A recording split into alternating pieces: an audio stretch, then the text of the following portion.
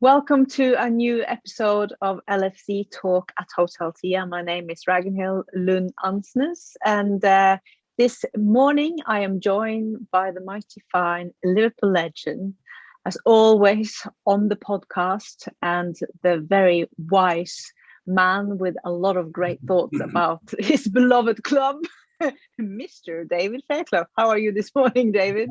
I'm good, Ragnhild. Thank you very much. Very generous welcome. Introduction. David, we played Chelsea, and the first half it looked like Liverpool was on fire. But what happened then? Yeah, a good start. I think, as we said last week in the build up to the game, there was always going to be a good atmosphere on Saturday.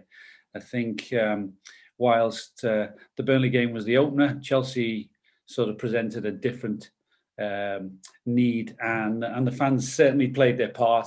It was a great start, lots of energy, and all the hopes were there. I think a little bit of a surprise that with the first sort of attack on our goal, they end up scoring, and Anfield went a little bit flat for a while. It was quite stunning how the effect of Havertz's goal was.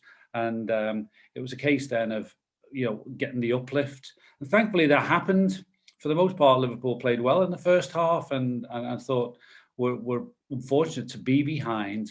Obviously, the problems Chelsea create, are there to see. But I thought Liverpool handled it well. The challenge of Lukaku didn't really wasn't obvious.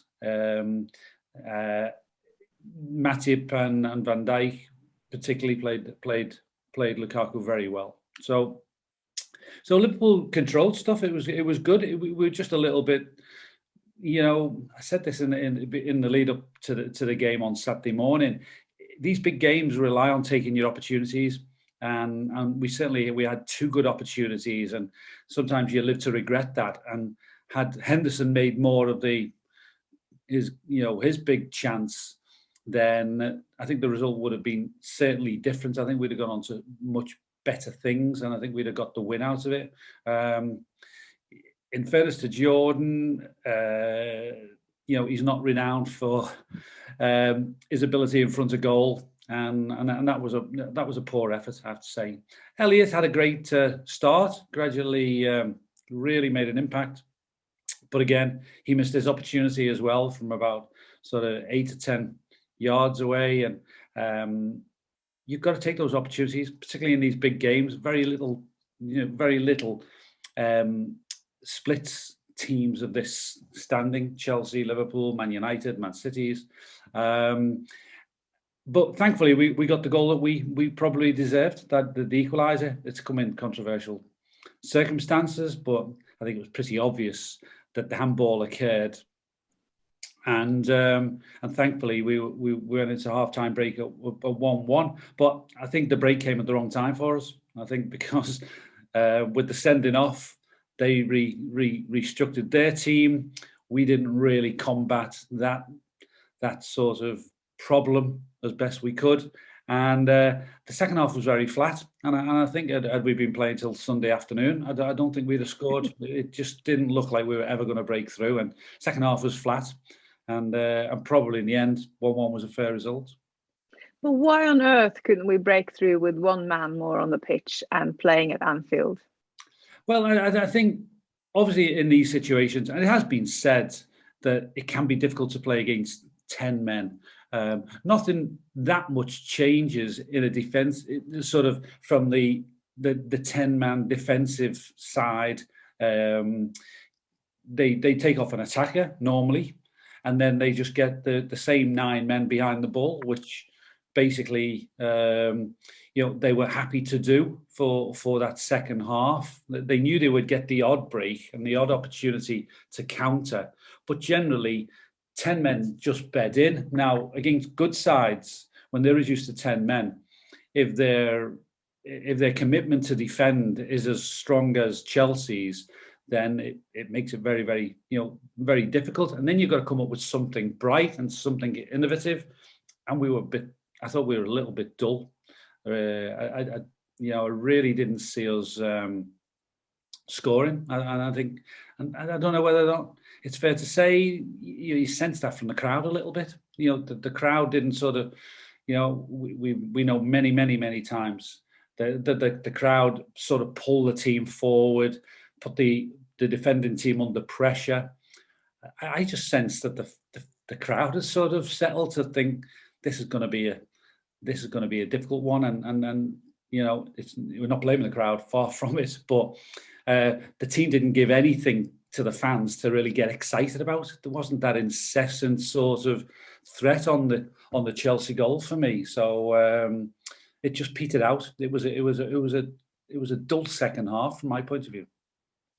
Talking about not sort of taking off, let's talk about the transfer window. It wasn't much to cheer for either, and a lot of people are quite disappointed with this window for Liverpool. I mean, I think they were trying to sort of put out the fire a little bit by waiting about announcing the new long-term contract for Jordan Henderson to sort of make that day a little bit more happy. And of course, we're happy he has signed for a long time. He's very vital for the club. But what's your take on the transfer window? Yeah, I think you're right what you say. I think it was kind of it seems almost like a political kind of an announcement. The way you try and send out a positive on the back of sort of negativity and hope that it disguises it a little bit. But the disappointment is there, and it's obvious. I think we all appreciate the efforts to get our big stars signed, to long-term contracts: Alisson, Van Dijk, Henderson, Fabinho, Trent. Yeah, that's all good in those ways. Yeah, that's all good, but you can't disguise a fresh blood really brings some energy to the situation. It was always the way to do it. I think what we've seen from some of the other big clubs has certainly created a buzz, no bigger than the Ronaldo signing. I mean, what an absolute mega lift that has given to Man United, even though we don't want to admit that. And I'm not saying that Ronaldo will make the change that maybe makes United look like a favourite to win the Premier League, but it's a positive energy, and the energy is obvious, and that can only do you good. And I think from our point of view, I think it's a little bit sort of I think very few will look at it and take positives out the fact that we've been inactive in the transfer market. I mean, Elliott coming in is you can maybe look and say, well, okay, there's some fresh blood, so to speak. Kanate, great signing, but it happened that long ago. The buzz of that transfer has disappeared a little bit. We wait to see him in action, and that'll be great to see him, because I do think he will be an asset. But that buzz has gone, and we were probably one of a handful that didn't try to get an uplift from signing. And the fact maybe that there's a little bit of frustration that we didn't get rid of one or two players that perhaps don't look like they're going to be big parts of Liverpool going forward.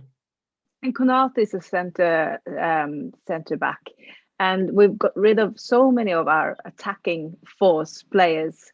Shaqiri's gone, Wijnaldum's gone, Wilson's gone. What are your take in terms of our attacking force now? I mean, it seems like a massive anticlimax, as you say, when the neighbours have got Ronaldo and we've got no one. Yeah. I am disappointed with everybody. Like everybody, I'll not look to defend the thing. I'm a great believer in the fact that you have to bring some fresh blood into the gene pool, so to speak. You've got to refresh the dressing room. You've got to excite the fans. Throw a little bit of great anticipation into the mix. And we failed to do that, and I think it's whether or not Jurgen is entirely happy, but clearly the business model does not work in the way that some other clubs do. I mean, the uplift that Manchester United have had from the Ronaldo signing is mega, I believe, from a business sense. Even if you imagine all the shirts. I mean, all the 40-year-old pluses who stopped buying shirts decades ago, they will go back into that shop and buy themselves a number 7. Yeah, I mean, there's some news breaking that their share value went up 170 million pounds on the back of the signing. So I mean, you know, they clearly work in a different. They work to a different business model, and I suspect, you know, Jurgen might. He's very, you know, cautious about sending out his sentiments, I think, but I suspect that there must have been a need for an addition or two to, you know, maybe one in midfield and an attacker as well. I'm surprised. I thought they were gonna pull a rabbit out the hat. I thought they were going to produce one sort of close to the deadline, and disappointing. But I mean, our best 11 on form is as good as any best 11 out there, but that's not going to win you the Premier League as such, because squad is going to be vital. And I wonder whether or not, once we get into the depths of winter, whether or not, you know, another extra body might be needed at least. You know, Wijnaldum going always produced he always produced a lot of energy, and that was negative. The fact that Gini goes out and nobody comes in to replace him, even though we've got lots of quality. I just think that it's going to be the squad strength that is going to determine who'll win the Premier League. Because talking about our first 11, as you mentioned, my son here, he is marinated in Liverpool Football Club, and he claims that our first 11 is the best in the world. Will you agree on that? I'm not sure it's the best in the world, but in Premier League, obviously. Yeah. Sorry, we can rival City on our day, and no doubt we can rival Chelsea. I mean, it would have been a great second half, I think.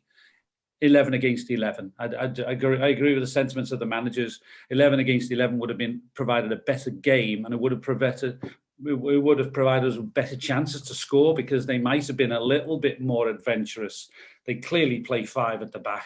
You know, however you mask it, you say, well, it's 3 in the middle and 2 wing backs. The 2 wing backs are essentially defenders, and but it would have been a better game. I mean, they just sat in for the second half and didn't move. So we can rival the couple of best teams in the league on our day. No doubt about that. But I think we've also got to produce something different as well. It was maybe, you know, it didn't help that Firmino, who started off quite bright, I thought last Saturday had to go off injured. To what degree, I've not yet heard if it's that bad, but he looked like he was carrying a little bit of a strain of some sort. And Bobby, when he's on form, is a huge asset. He brings our game together differently.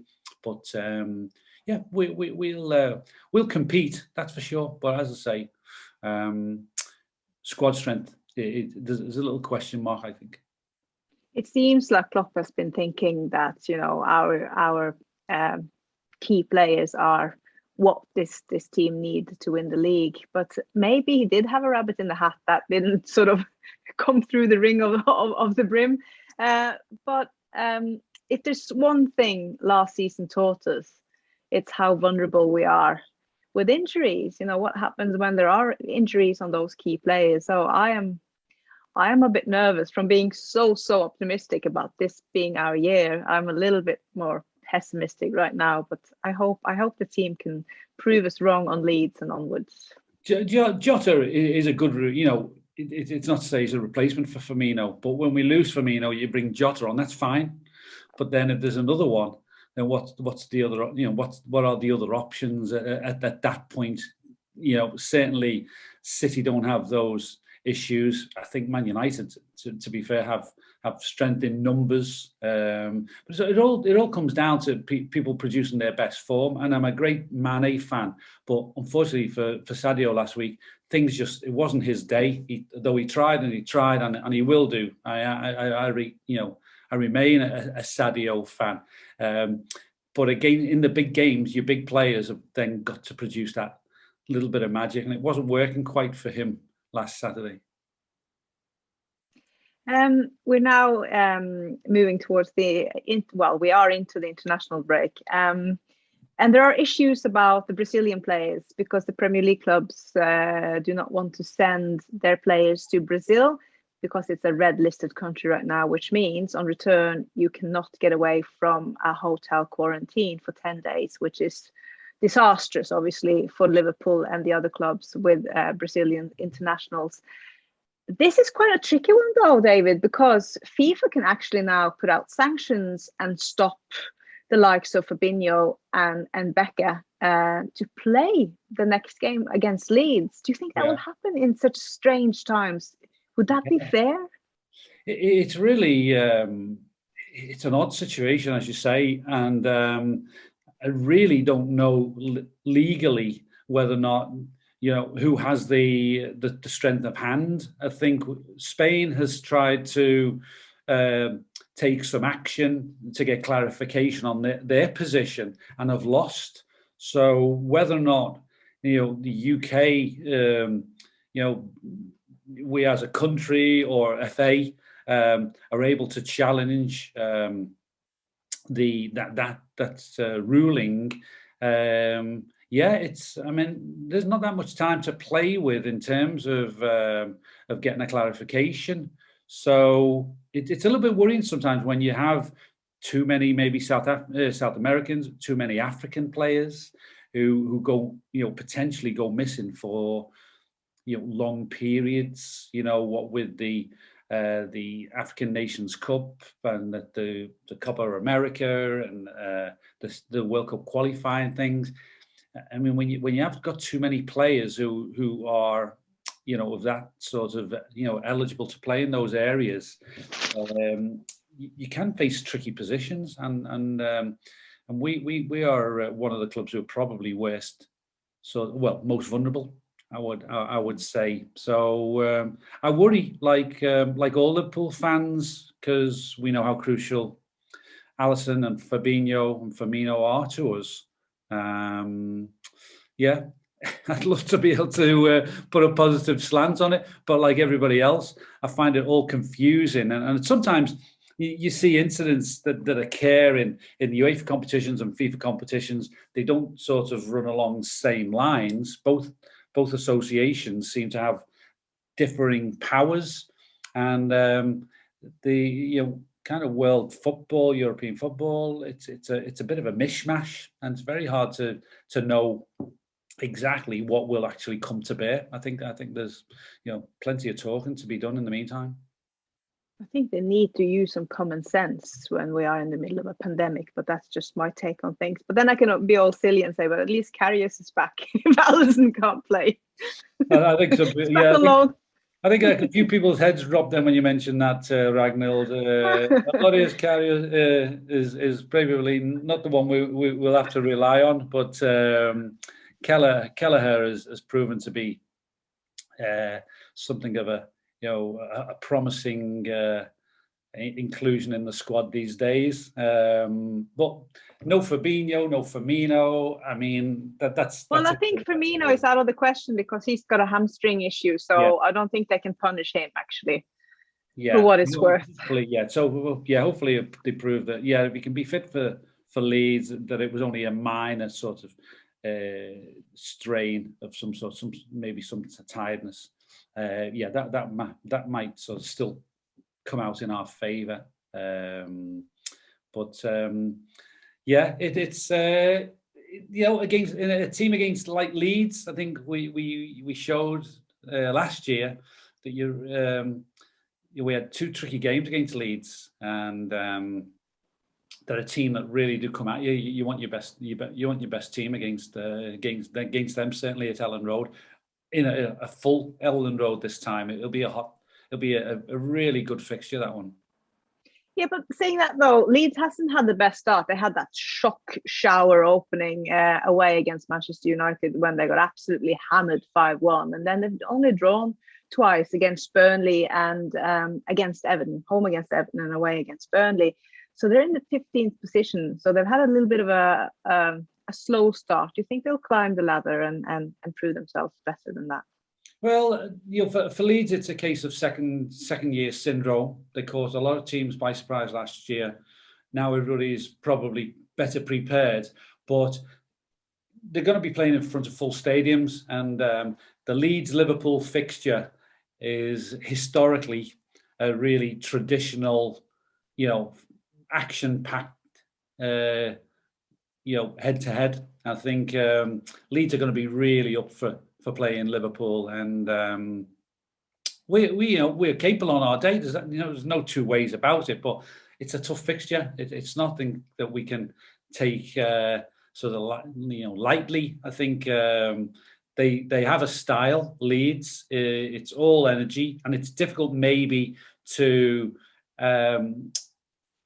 keep that up for a full season, and maybe even at the beginning of the season to actually get up to pace. 4 or 5 games in now, teams will be coming stronger. I mean, the old adage was to say that you weren't really fit until you probably played 6 competitive games. So I expect Leeds to be a little bit of a hurdle for us.